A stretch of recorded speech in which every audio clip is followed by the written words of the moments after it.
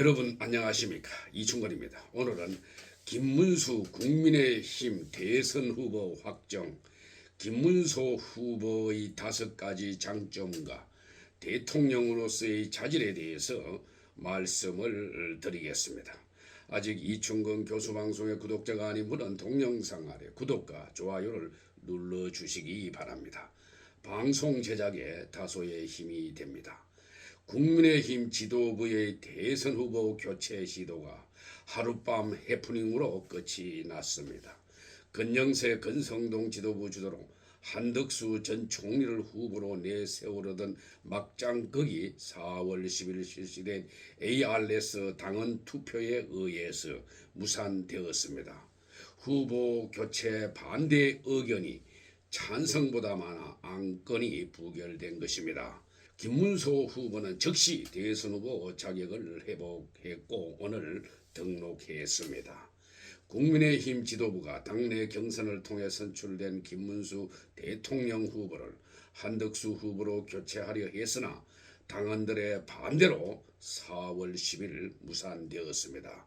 김문수 후보의 국민의힘 대선 후보 자격은 곧장 회복되었고 심야에 무리하게 강제 후보 교체를 밀어붙였던 건영세 비상대책위원장 등 당 지도부는 책임을 지고 물러나기로 했습니다.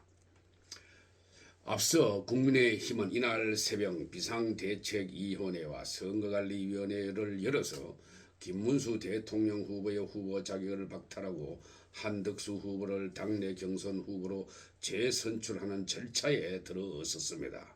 그러나 이날 오전 10시부터 저녁 9시까지 당원을 대상으로 하는 후보로 후보 교체에 대한 찬반 투표를 실시했지만은 당원들은 김문수 후보의 손을 들어주었습니다. 아마 압도적으로 이겼을 것으로 생각이 됩니다. 이는 사필 규정으로 생각이 됩니다. 지도부의 일방적인 한덕수 후보의 지명이 있었지만은 국민의힘 전 당원 투표에서 후보 교체 반대 투표가 찬성보다 크게 나와 지도부가 다시 김문수 후보로 교체했습니다. 이번 국민의힘 지도부의 행태를 보면 한심하기 그지 없습니다. 어떻게 지도부에서 3차 경선까지 진출하여 확정된 후보를 놔두고 자기네들과 마음이 맞다고 해서 한덕수 후보로 교체한다는 말이 되는가 묻지 않을 수 없습니다. 특히 한덕수 후보는 헌법재판소 재판 과정에서 윤 대통령 참고인으로 나와서 윤 대통령을 적극적으로 옹호도 하지 않은 자이고 정치권으로부터 검증도 받지 않은 자입니다. 국민의힘 경선 과정에서 참여하지 않은 기회주의자인 것입니다. 그래서 당연히 당원들은 크게 반대했을 것입니다. 다행히 국민의힘 책임 당원들의 투표에 의해서 김문수 후보로 뒤집어진 것은 천만다행이라고 할 수가 있습니다. 이제는 김문수 후보로 일치 단결하여 투표운동을 해나가야 할 것입니다. 김문수 후보가 확정된 것은 국민의힘 당원들의 승리인 것입니다. 이번 대통령 선거는 대한민국 국가 세력과 반국가 세력 간의 체제 전쟁이라고도 할 수가 있습니다. 국가 간이 투철하고 청렴결백한 김문수 후보가 민주당의 이재명 후보를 이길 것으로 생각이 됩니다.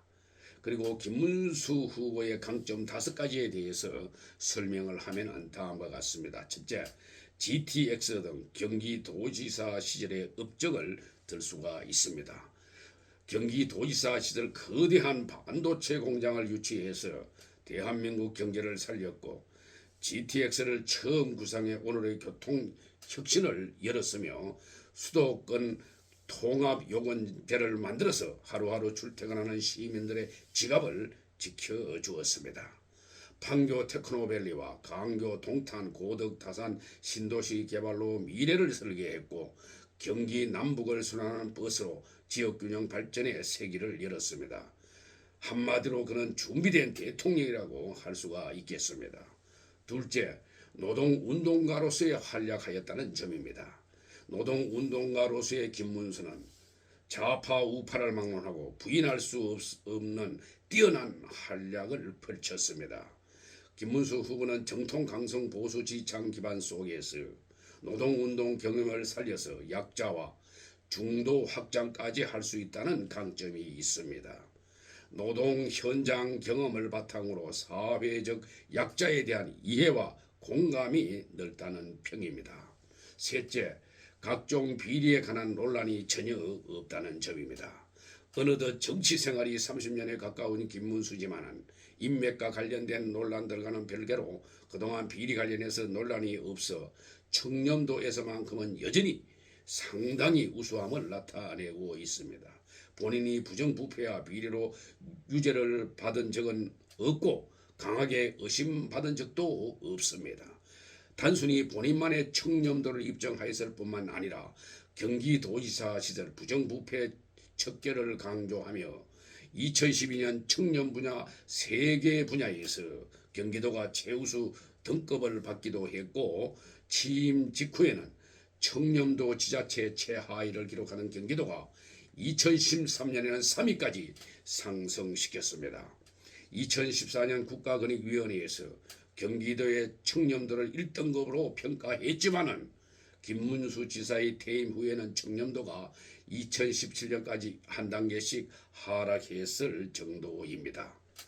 넷째, 김문수 후보는 민주화운동 보상금 10억 수령을 거부했다고 합니다. 현직에 있는 대부분의 의원들은 대부분 받았다고 하는데 김문수 후보와 장기표 의원 등은 받지 않았다고 합니다. 한마디로 청렴 결백한 분입니다. 다섯째, 당원들의 압도적 지지 기반을 다시 확인했습니다. 김문수 후보와 국민의힘 지도부 갈등 사태와 한덕수로의 단일화를 원하는 일부 여론조사가 있었지만은 최후 당원 책임당한 여론조사에서 뒤집혀져 가지고 김문수 후보가 압도적인 차로 다시 교체되었습니다. 그런 면에서 볼 때 국민들의 지지가 상당히 높다고 볼 수 있고 특히 1차, 2차, 3차 경선 토론회에서의 결과를 보더라도 2위를 한 한동훈 후보에 비해서 상당히 높은 차이가 있었습니다. 이상의 5가지 장점만 보더라도 그 외에도 사소한 것은 많이 있지만은 김문수 후보는 대통령 후보로서의 자격이 충분하다고 봅니다. 따라서 김문수 후보의 장점은 민주당의 이재명 후보의 단점이기도 합니다. 따라서 저는 본선에서 민주당 이재명 후보를 이길 것으로 조심스럽게 생각을 해 봅니다. 오늘 방송은 여기서 마치겠습니다. 제 영상을 끝까지 시청해 주신 여러분들께 감사의 말씀을 드립니다.